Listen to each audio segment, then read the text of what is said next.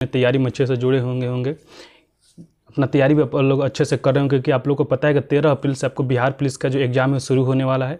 और बिहार पुलिस को क्वालिफाई करने के लिए आपको अच्छे से तैयारी करना चाहिए, क्योंकि बिहार पुलिस के एग्ज़ाम में भी जो क्वेश्चंस का लेवल है वो ऐसा नहीं कि बहुत ईजी होता है और बिना पढ़े या कम पढ़े आप क्वालिफाई कर सकते हैं।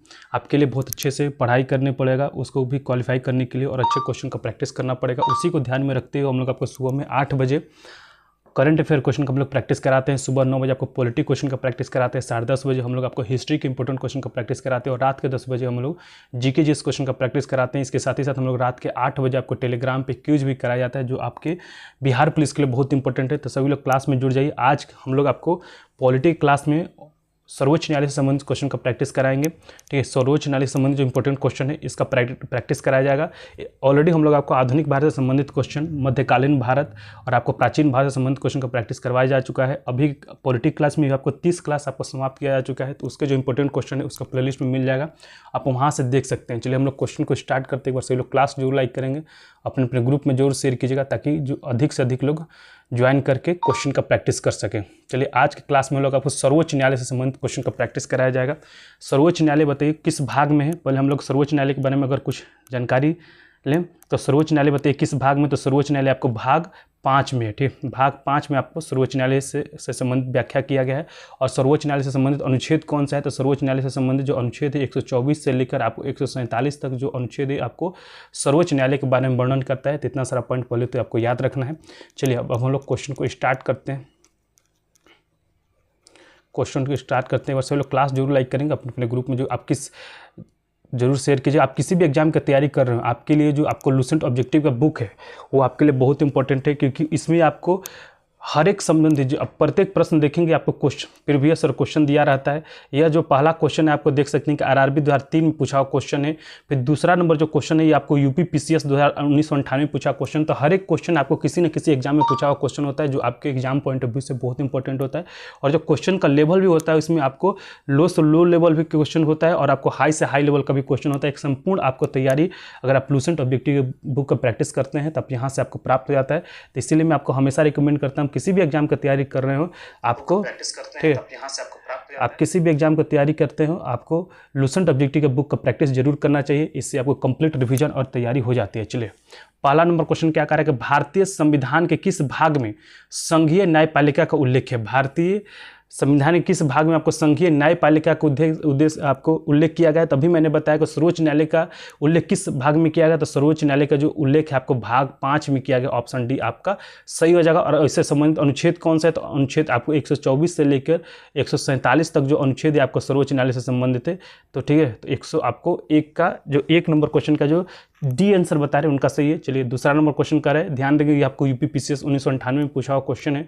कह रहा है कि निम्नलिखित में से किसके अंतर्गत भारत में सर्वप्रथम सर्वोच्च न्यायालय की स्थापना हुई थी। आपको बताना है कि निम्नलिखित में से किसके अंतर्गत भारत में सर्वप्रथम सर्वोच्च न्यायालय का स्थापना हुआ था। तो पहले आपको याद रखेंगे सर्वोच्च न्यायालय का स्थापना कब हुआ था। तो सर्वोच्च न्यायालय का जो स्थापना है कलकत्ता में 1774 में हुआ था। और इससे पहले कौन सा एक्ट आया था। तो 1773 एक्ट रेगुलेटिंग अधिनियम 1773 के अंतर्गत आपको 1774 में पहली बार आपको सर्वोच्च न्यायालय का जो स्थापना है कलकत्ता में हुआ था। तो ये भी आप पॉइंट याद रखेंगे, यह जो आपको यूपी पीसीएस 1998 में पूछा हुआ क्वेश्चन है। चलिए तीसरा नंबर जो दूसरा का जो ए आंसर आपका सही हो जाएगा। Thank you for joining Abhishek Yadav. चलिए 124 से लेकर 147 तक है। और आपको रेगुलेटिंग एक्ट 1773 के तहत 1774 में कलकत्ता में पहली बार भारत में सर्वोच्च न्यायालय का स्थापना किया गया था। चलिए नेक्स्ट क्वेश्चन, तीसरा नंबर क्वेश्चन का रहा है कि संविधान के व्याख्याकार और संरक्षक कौन है। संविधान के जो व्याख्याकार और संरक्षक कौन है। तो आपको सर्वोच्च न्यायालय। अगर संविधान का कोई हनन करता है, मान लीजिए कि कानून संसद कोई कानून बनाता है, उसका हनन अगर कोई करता है ठीक कानून बनाकर, तो सर्वोच्च न्यायालय उस कानून को रद्द कर देता है। तो उसके संरक्षक के रूप में यह आपको कार्य करता है। तो तीसरा का आपको सी आंसर सही हो जाए। तो याद रखेंगे कि संविधान के व्याख्याकार और संरक्षक कौन है। तो ये आपको सर्वोच्च न्यायालय है। ठीक, चौथा नंबर क्वेश्चन के आंसर बताएंगे कि भारतीय संविधान की व्याख्या करने का मुख्य अधिकारी कौन है। भारतीय संविधान का व्याख्या करने का मुख्य अधिकारी कौन है। मैंने अभी आपको बताया है कि भारतीय संविधान का संरक्षक और व्याख्याकार किसे कहा जाता है, तो आपको सर्वोच्च न्यायालय को कहा जाता है, तो ऑप्शन डी आपका सही हो जाता है। जो चौथा का जो डी आंसर बता रहे उनका सही है। चलिए 5वां नंबर क्वेश्चन का आंसर बताएंगे कि भारत के सर्वोच्च न्यायालय की स्थापना कब हुई थी। यह देखिए आपको बीपीएससी 1998 में पूछा हुआ क्वेश्चन है, ठीक है। यह जो क्वेश्चन है कि भारत के सर्वोच्च न्यायालय की स्थापना कब हुआ था, यह आपको बीपीएससी 1998 में पूछा हुआ क्वेश्चन है।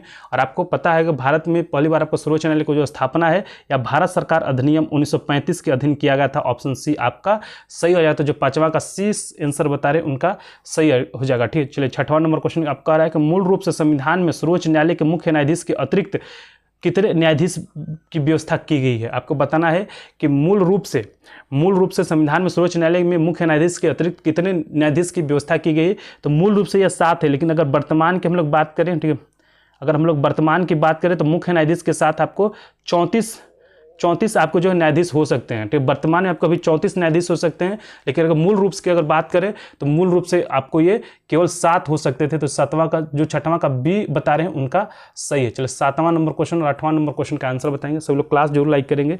यह जो बुक है आपको लूसेंट ऑब्जेक्टिव, आप किसी भी एग्जाम का तैयारी करते हो, ठीक है, आपको ये आपके बुक के आपको एग्जाम के लिए बहुत इंपॉर्टेंट है, तो इस बुक का आप तैयारी जरूर करें, ठीक है। चलिए 7 नंबर जो क्वेश्चन का रहा है कि वर्तमान में सर्वोच्च न्यायालय में मुख्य न्यायाधीश के अतिरिक्त कितने न्यायाधीश का प्रावधान किया गया। आपको वर्तमान में बताना है कि मुख्य न्यायाधीश के अतिरिक्त ये पूछ रहा है। तो टोटल देखिए मुख्य न्यायाधीश को मिलाकर आपको टोटल 34 है। एक तो इसमें मुख्य न्यायाधीश है और एक आपको 33 अन्य आपको न्यायाधीश है, तो 33 इसका सही आंसर हो जाएगा। तो ऑप्शन डी आपका सही हो जाएगा। तो अभी मैंने आपको बताया था कि मुख्य न्यायाधीश को मिलाकर कुल कितने न्यायाधीश आपको सर्वोच्च न्यायालय में हो सकते हैं, तो 34 हो सकते हैं। उसमें आपको एक मुख्य न्यायाधीश आता है और 33 आपको अन्य न्यायाधीश आते हैं, तो 33 इसका सही आंसर हो जाएगा। तो 7वां का जो डी आंसर बता रहे हैं उनका सही है। चलिए 8वां नंबर क्वेश्चन का आंसर बताएंगे कि 8वां नंबर क्वेश्चन में कि उच्चतम न्यायालय के न्यायाधीशों की संख्या में वृद्धि करने की शक्ति किसके पास है। आपको बताना है कि उच्चतम न्यायालय में न्यायाधीशों की संख्या का वृद्धि करने का जो शक्ति है वो किसके पास है। तो ये आपको संसद के पास है, ठीक है, ये आपको संसद के पास है। आपको ऑप्शन सी आपका सही हो जाएगा। और इसका वर्णन किस में किया गया, तो इसका जो वर्णन है अनुच्छेद 124 में किया गया है, तो इस चीज़ को भी आपको ध्यान रखेंगे, ठीक है। अनुच्छेद 124 में इसका वर्णन किया गया है। नेक्स्ट क्वेश्चन को बढ़ते हैं 9th नंबर क्वेश्चन में कि सर्वोच्च न्यायालय के न्यायाधीशों की निम्न में से कौन सी अहर्ता होनी चाहिए, ठीक है। सर्वोच्च न्यायालय के न्यायाधीशों के पास निम्न में से कौन सी जो अहर्ता है वो होनी चाहिए, ठीक है। वह किसी एक या उच्च न्यायालयों में लगातार कम से कम 5 वर्ष तक न्यायाधीश के रूप में काम कर चुके हैं, ये आपको नहीं होना चाहिए, ये गलत है। चलिए ऑप्शन देख लेते हैं और इसका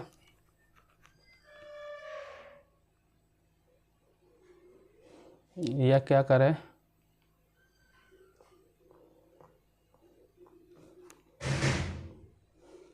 ये कह रहा है कि वह किसी एक या अधिक उच्च न्यायालय के लगातार कम से कम ये आपको होनी चाहिए, ठीक है, यह होना चाहिए। ये आपको वन ऑफ द इसका एक रिक्वायरमेंट है, तो इस चीज़ को आपके ध्यान रखेंगे, ये भी आपको होना चाहिए।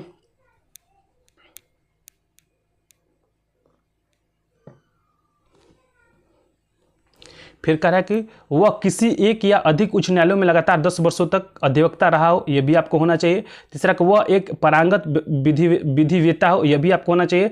उपयुक्त में से कोई भी आपको हो जाएगा, तो ऑप्शन आपका डी करेक्ट हो जाएगा, ठीक, ऑप्शन डी आपका सही हो जाएगा। तो जो आपको 9th का जो डी आंसर बता रहे हैं उनका सही। चलिए नेक्स्ट क्वेश्चन को बढ़ते हैं। भारत के मुख्य न्यायाधीश की नियुक्ति कौन करता है। भारत के मुख्य न्यायाधीश की जो नियुक्ति है वो कौन करता है, तो भारत का आपको पता है कि भारत के मुख्य न्यायाधीश की जो नियुक्ति है भारत के राष्ट्रपति के द्वारा किया, तो ऑप्शन आपका ए सही हो जाएगा। और इसका वर्णन किस अनुच्छेद में किया गया, तो इसका जो वर्णन है अनुच्छेद 124 आपको 2 में किया गया है।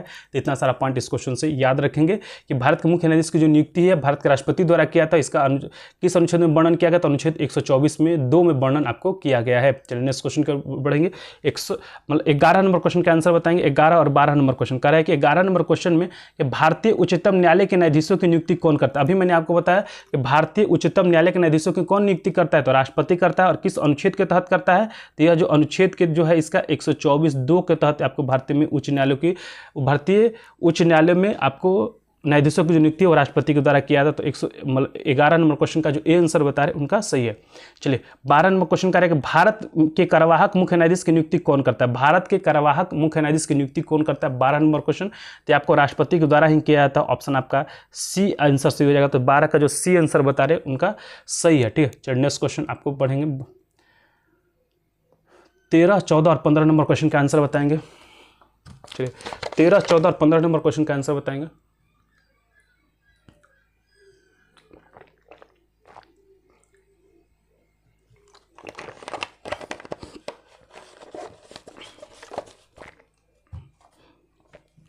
तेरह, 14 और 15 नंबर क्वेश्चन का आंसर बताएंगे। 13 नंबर 14 में 13 नंबर क्वेश्चन में कह रहा है कि राष्ट्रपति सर्वोच्च न्यायालय के अन्य न्यायाधीशों की नियुक्ति में किससे परामर्श करते हैं। आपको बताना है कि राष्ट्रपति सर्वोच्च न्यायालय के अन्य न्यायाधीशों की नियुक्ति में किससे परामर्श लेता है। तो ये आपको सर्वोच्च न्यायालय के मुख्य न्यायाधीशों में आपको से परामर्श लेता है, मुख्य न्यायाधीश से परामर्श लेता है। तो 13 का जो ए आंसर बता रहे हैं उनका सही है। ठीक है, आपको अन्य न्यायाधीशों की जो नियुक्ति है उसमें आपको मुख्य न्यायाधीश से ये आपको सलाह लेता है, परामर्श लेता है। 14 नंबर क्वेश्चन कह रहा है कि सर्वोच्च न्यायालय में तदर्थ न्यायाधीशों की नियुक्ति किस देश के न्याय प्रणाली से प्रेरित है। आपको बताना है कि सर्वोच्च न्यायालय में तदर्थ न्यायाधीशों की जो नियुक्ति है वो किस देश की न्याय प्रणाली से प्रेरित है। तो ये आपको फ्रांस के न्याय प्रणाली से प्रेरित है। ऑप्शन डी आपका सही हो जाएगा। चलिए नेक्स्ट क्वेश्चन को बढ़ते हैं। 15 नंबर क्वेश्चन कि भारतीय संविधान में तदर्थ न्यायाधीशों की नियुक्ति कौन का प्रधान है। भारतीय संविधान में तदर्थ न्यायाधीशों की नियुक्ति का प्रधान है। तो ये आपको सर्वोच्च न्यायालय में भी है, उच्च न्यायालय में भी है और आपको जनपद या सत्र न्यायालय में भी है। तो ऑप्शन आपका डी से हो जाएगा। इनमें से सभी आपका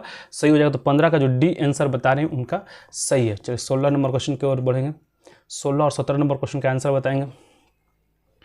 16 और 17 नंबर क्वेश्चन। ठीक है, 16 नंबर देखिए क्वेश्चन क्या कर रहा है कि सर्वोच्च न्यायालय में तदर्थ न्यायाधीशों की नियुक्ति होती है जब। आपको बताना है कि सर्वोच्च न्यायालय में तदर्थ न्यायाधीशों की नियुक्ति होती है जब। 16 नंबर क्वेश्चन का आंसर बताएं। तो ये आपको हो जाएगा न्यायालय के किसी सत्र के लिए न्यायाधीशों का कोरम नहीं होता है। ऑप्शन आपका डी सही हो जाएगा। तो 16 का जो डी आंसर बता रहे हैं उनका सही है। और आपको यह देख सकते हैं, आपको यूपीपीसीएस 2000 में पूछा हुआ क्वेश्चन है। ठीक है, चलिए नेक्स्ट क्वेश्चन को बढ़ते हैं। 17 नंबर क्वेश्चन में सर्वोच्च न्यायालय के तदर्थ न्यायाधीशों की नियुक्ति कौन कर सकता है। आपको बताना है कि सर्वोच्च न्यायालय के तदर्थ न्यायाधीशों की आपको नियुक्ति कौन कर सकता है। तो आपको राष्ट्रपति की अनुमति प्राप्त कर सर्वोच्च न्यायालय का मुख्य न्यायाधीश आपको कर सकता है। तो ऑप्शन डी आपका सही हो जाएगा। तो 17 का जो डी आंसर बता रहे हैं उनका आपको सही है। चलिए नेक्स्ट क्वेश्चन को बढ़ते हैं। 18, 19, 20 और 21 नंबर क्वेश्चन का आंसर बताएंगे। सभी लोग क्लास जरूर लाइक कीजिएगा, अपने अपने ग्रुप में जरूर शेयर कीजिएगा। देखिए 18 नंबर क्वेश्चन में क्या कह रहा है कि सर्वोच्च न्यायालय में न्यायाधीश नियुक्त होने के लिए व्यक्ति को कम से कम कितने वर्ष उच्च न्यायालय का एडवोकेट होना चाहिए। आपको बताना है कि सर्वोच्च न्यायालय में न्यायाधीश नियुक्त होने के लिए व्यक्ति को कम से कम कितने वर्ष तक आपको उच्च न्यायालय का एडवोकेट होना चाहिए। 18 नंबर क्वेश्चन का आपको आंसर बताना है। तो आपको 10 वर्ष तक आपको वकील रहना चाहिए, एडवोकेट होना चाहिए आपको उच्च न्यायालय में। तो इस चीज़ को आपको जो 18 का जो बी आंसर बता रहे हैं उनका सही है। Sarvjeet Kumar, thank you for joining.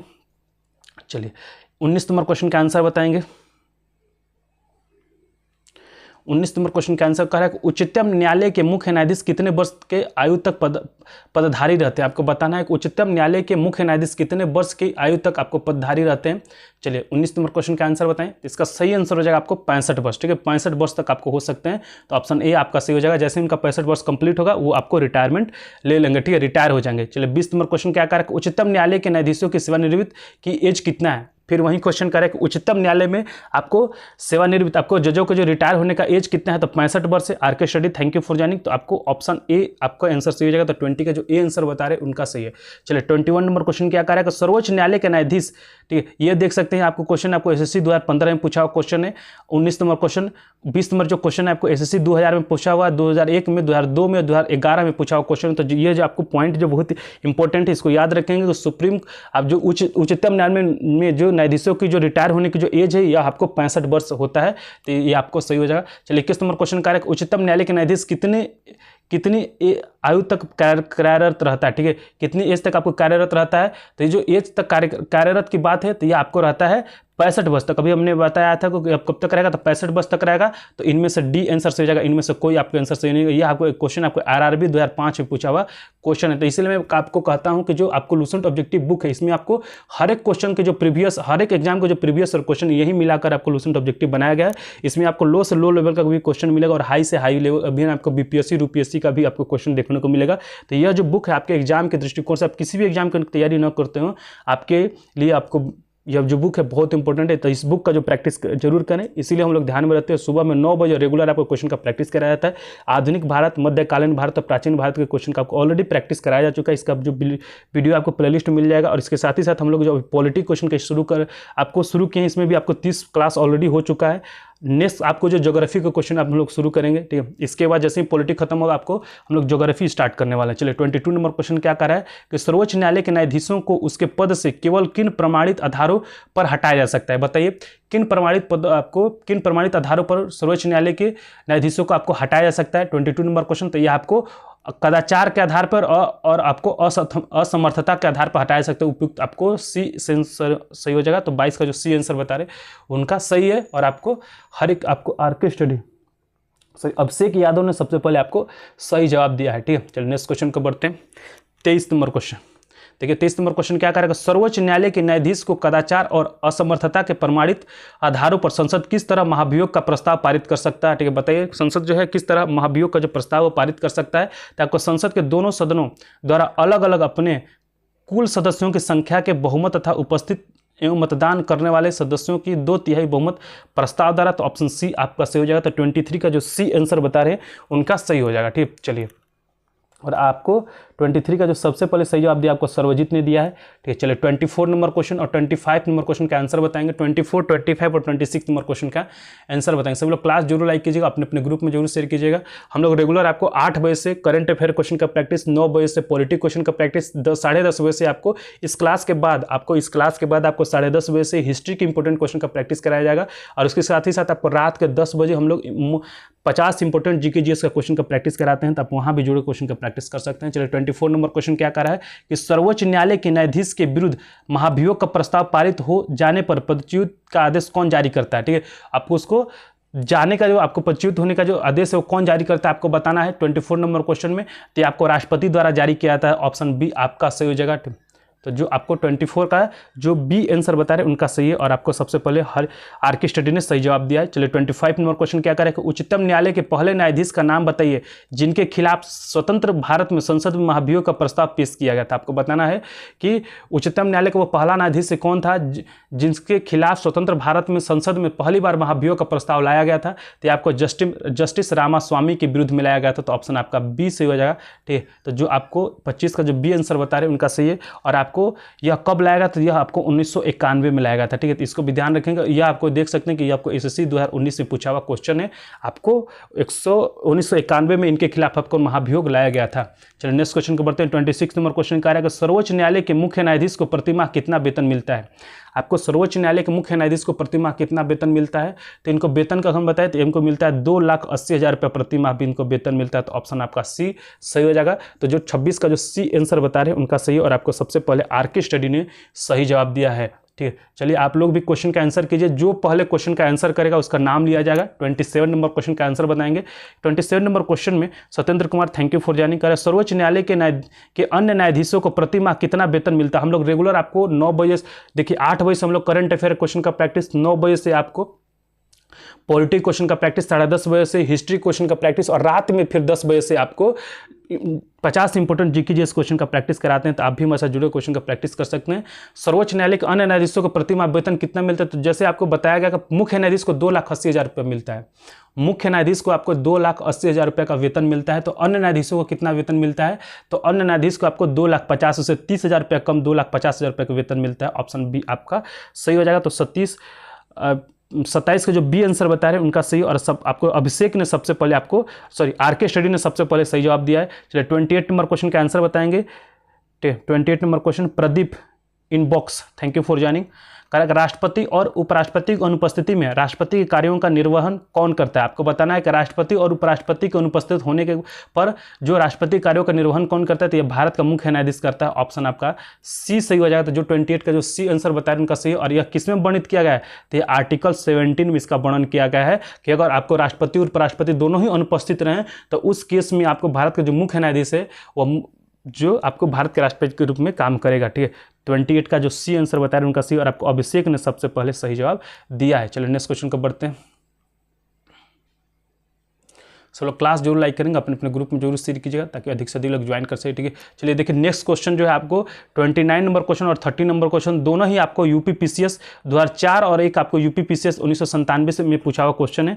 ठीक है, यह सभी जो आपको जो क्वेश्चन है वो अच्छे लेवल के होते हैं। तो आप किसी भी एग्जाम में आपको पूछे ये बहुत लोग क्या करते हैं लूसेंट ऑब्जेक्टिव को इसलिए इग्नोर कर देते हैं कि इसमें क्वेश्चन का लेवल कम होगा।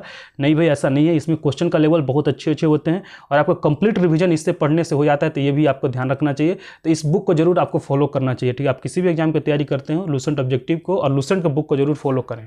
चलिए 29 नंबर क्वेश्चन क्या कर रहा है कि निम्न में से भारत के मुख्य न्यायाधीश ने राष्ट्रपति के रूप में काम किया। ठीक है, निम्न में से किस भारत के मुख्य न्यायाधीश के रूप में किसने आपको राष्ट्रपति के रूप में काम किया है, तो हिदायतुल्लाह ने काम किया था, जस्टिस एम हिदायतुल्लाह ने आपको भारत के राष्ट्रपति के रूप में काम किया था।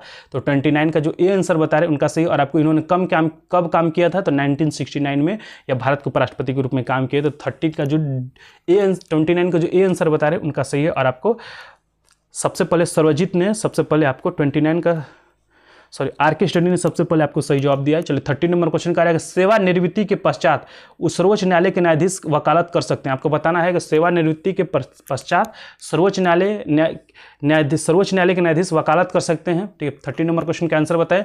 तो वह किसी भी न्यायालय में आपको नहीं वकालत कर सकते हैं। तो अब 30 का जो डी आंसर बता रहे हैं उनका सही है। ठीक है, 30 का जो डी आंसर बता रहे हैं उनका सही। और आपको आर.के. स्टडी ने सबसे पहले सही जवाब दिया है। 31 नंबर क्वेश्चन का आंसर बताएं। सर्वोच्च न्यायालय के अधिकार क्षेत्र में वृद्धि करने पर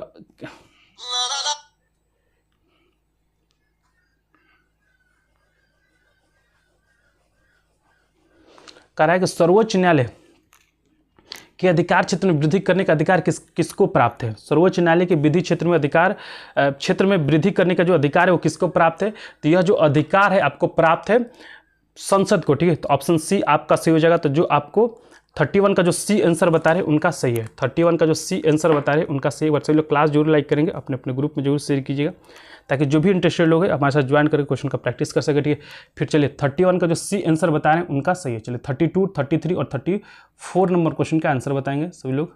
ठीक है, क्लास को जरूर लाइक कीजिएगा, अपने अपने ग्रुप में जरूर शेयर कीजिएगा। कल 32 नंबर क्वेश्चन में कौन सा कानून यह निर्धारित करता है कि उच्चतम न्यायालय की समस्त कार्यवाही अंग्रेजी भाषा में होगी। ठीक है, एक बार मैं आपको बता दूं कि हम लोग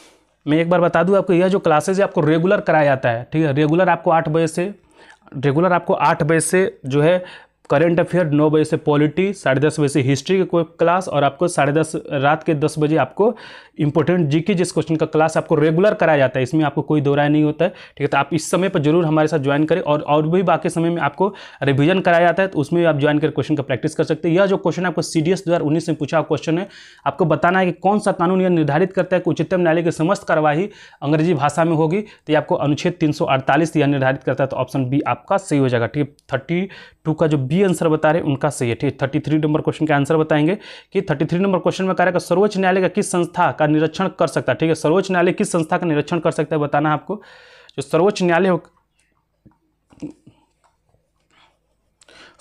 किस संस्था का आपको निरीक्षण कर सकता है, तो अपने अधीनस्थ जो न्यायालय है इसका जो निरीक्षण कर सकता है। तो ऑप्शन आपका 33 का जो सी आंसर बता रहे हैं उनका सी। और किस अनुच्छेद के तहत ये आपको कर सकता है, तो आर्टिकल, यह इसका जो वर्णन है आर्टिकल 227 में किया गया है। तो ये भी पॉइंट इसको याद रखना है। ठीक है, चलिए नेक्स्ट क्वेश्चन का बढ़ते हैं। 34 नंबर क्वेश्चन क्या रहेगा, भारत में न्यायपालिका है। ठीक है, भारत में न्यायपालिका क्या है बताइए। भारत में न्यायपालिका क्या है, तो भारत में एक स्वतंत्र आपको न्यायपालिका होती है। तो ऑप्शन आपका ए सही हो जाएगा। तो 34 का जो ए आंसर बता रहे हैं उनका सही है। चलिए 35 नंबर क्वेश्चन और 36, 37 नंबर क्वेश्चन का आंसर बताएंगे। 34 का जो ए आंसर बता रहे हैं उनका सही है। 35 नंबर क्वेश्चन क्या रहेगा, भारत में न्यायपालिका का स्वरूप है। ठीक है, भारत में आपको जो न्यायपालिका का स्वरूप कैसा है, तो एकीकृत समूह स्वरूप है।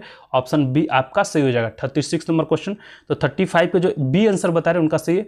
36 नंबर क्वेश्चन का आंसर बताएंगे, राष्ट्रपति और उपराष्ट्रपति के निर्वाचन में विवाद के मामले में किसको प्रस्तुत किया जाता है। आपको बताना है कि राष्ट्रपति और उपराष्ट्रपति के निर्वाचन में विवाद के मामलों को किसके समक्ष आपको प्रस्तुत किया जाता है। तो यह आपको प्रस्तुत किया जाता है भारत के उच्चतम न्यायालय के समक्ष आपको प्रस्तुत किया जाता है। तो ऑप्शन सी आपका सही हो जाएगा। ठीक है, ऑप्शन सी आपका सही हो जाएगा। 37 नंबर क्वेश्चन कह रहा है कि राष्ट्रपति और उपराष्ट्रपति से संबंधित चुनाव विवादों को सुलझाने का अधिकार उच्चतम न्यायालय को है। यह किसका, यह उसका क्या है। ठीक है, आपको बताना है कि राष्ट्रपति और उपराष्ट्रपति से संबंधित चुनाव विवादों को सुलझाने का जो अधिकार है उच्चतम न्यायालय के पास है, यह उसका कौन सा अधिकार के अंतर्गत आता है। तो यह उसका आपको मौलिक अधिकार के अंतर्गत आता है। तो ऑप्शन आपका ए सही हो जाएगा। तो 37 का जो ए आंसर बता रहे हैं उनका सही। और आप सबसे पहले आपको अभिषेक यादव ने सबसे पहले आपको सही जवाब दिया। वैसे लोग क्लास जरूर लाइक करेंगे, अपने अपने ग्रुप में जरूर शेयर कीजिएगा, ताकि अधिक से अधिक लोग ज्वाइन कर सके। ठीक है, चलिए नेक्स्ट क्वेश्चन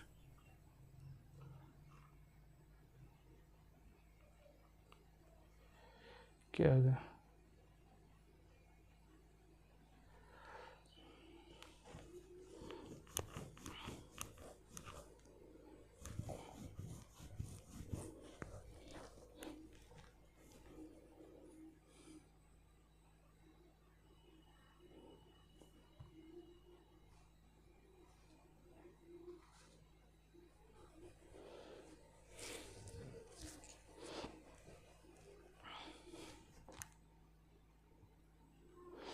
चलिए क्या कह रहा है 38 नंबर क्वेश्चन में कि राष्ट्रपति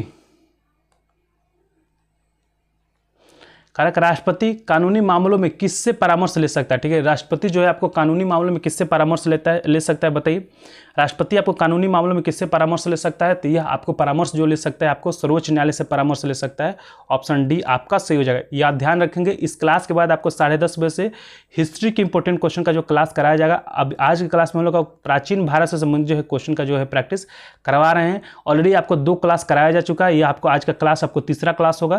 ठीक है, तो आप सभी लोग जुड़े और प्राचीन भारत से संबंधित जो इंपॉर्टेंट क्वेश्चन है, ठीक है, बिहार पुलिस के लिए उसको आप रिवीजन करें ताकि आपको बिहार पुलिस के एग्जाम में अगर उससे संबंधित जो क्वेश्चन पूछता है आपको जल्दी से आपको उसका आंसर कर सके। ठीक है, 39 नंबर क्वेश्चन का आंसर बताना है कि उच्चतम न्यायालय को परामर्शदात्री बनाया गया। ठीक है, आपको बताना है उच्चतम न्यायालय को परामर्शदात्री बनाया गया था, किस अनुच्छेद के तहत बनाया गया है, तो अनुच्छेद आपको 143 के तहत बनाया गया। ऑप्शन सी आपका सही हो जाए। तो जो 39 का जो सी आंसर बता रहे हैं उनका सही है। 140 नंबर क्वेश्चन कह रहा है कि न्यायिक पुनरावलोकन का अधिकार किसे है। न्यायिक पुनरावलोकन का जो अधिकार है 140 नंबर आपको बताना है किससे है। तो जो न्यायिक पुनरावलोकन का जो अधिकार है यह आपको, ठीक है, ये आपको है उच्चतम न्यायालय के पास है। ऑप्शन बी आपका सही हो जाएगा। ठीक है, उच्चतम न्यायालय के पास है। ऑप्शन बी आपका सही हो जाएगा। चलिए 41 नंबर क्वेश्चन का आंसर बताएंगे।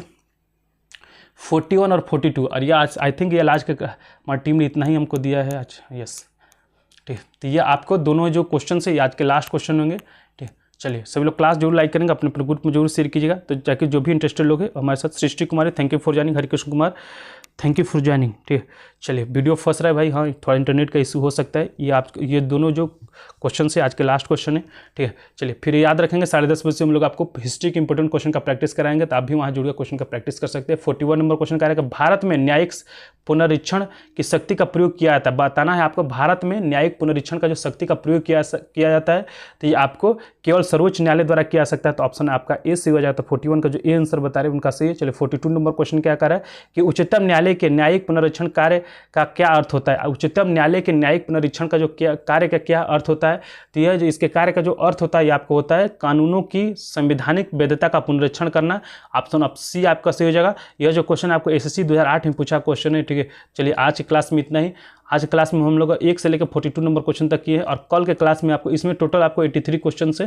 ठीक है, और कल के क्लास में आपको 42 से लेकर आपको 83 नंबर क्वेश्चन आपको कराया जाएगा। ठीक है, चलिए बहुत बहुत धन्यवाद सभी लोग को ज्वाइन करने के लिए। ठीक है, हम लोग याद रखेंगे रेगुलर आपको 10:30 बजे से आपको हिस्ट्री क्वेश्चन का प्रैक्टिस कराते हैं। तो नेक्स्ट क्लास जो होगा आपको 10:30 बजे से हिस्ट्री का क्लास होगा, आप उसमें ज्वाइन कीजिए और अधिक से अधिक क्वेश्चन का प्रैक्टिस कीजिए। फिर इसके साथ ही साथ हम लोग सुबह में 8 बजे आपको करंट अफेयर का, 9 बजे पॉलिटी का, 10:30 बजे से हिस्ट्री का और आपको रात के 10 बजे इंपॉर्टेंट जीके जिस क्वेश्चन का आपको प्रैक्टिस कराते हैं, तो आप भी वहाँ ज्वाइन होकर क्वेश्चन का प्रैक्टिस कर सकते हैं। उसके साथ ही साथ हम लोग रात के 8 बजे जो यस आपने लेट से ज्वाइन किया है सृष्टि, ठीक है, ख़त्म हो गया क्लास। आपको 10:30 बजे से फिर क्लास होगा, आप प्लीज़ ज्वाइन कीजिएगा। वहाँ आपको अधिक से अधिक क्वेश्चन का आपको प्रैक्टिस कराया जाएगा। इसके साथ ही साथ आपको रिवीजन क्लास भी कराया जा रहा है, जिससे आपको मुझे लगता है कि जितना ज़्यादा आप रिवीजन कीजिएगा उतना ही ज़्यादा आपको फ़ायदा होगा। क्योंकि जो पीछे पढ़े तो आपने लिया है लेकिन उसको याद रखना भी आप ही की जिम्मेवारी है। तो उसको देखते हम लोग आपको रिवीजन क्लास भी चला रहे हैं, जिसमें आपको क्लास ज्वाइन भी कीजिएगा, देखते भी रहिएगा, तो आपको क्वेश्चन और जो उससे संबंधित फैक्ट आपको याद होते रहेगा। ठीक है, चलिए बहुत बहुत धन्यवाद आज के क्लास में ज्वाइन करने के लिए। इसी तरह आप क्लास को ज्वाइन करते रहें, पढ़ते रहें, ताकि जो आगामी आपको बिहार पुलिस का एग्जाम है, जो भी आपका ड्रीम एग्जाम है, उसमें आपका सिलेक्शन हो जाए। बहुत बहुत धन्यवाद। जय हिंद।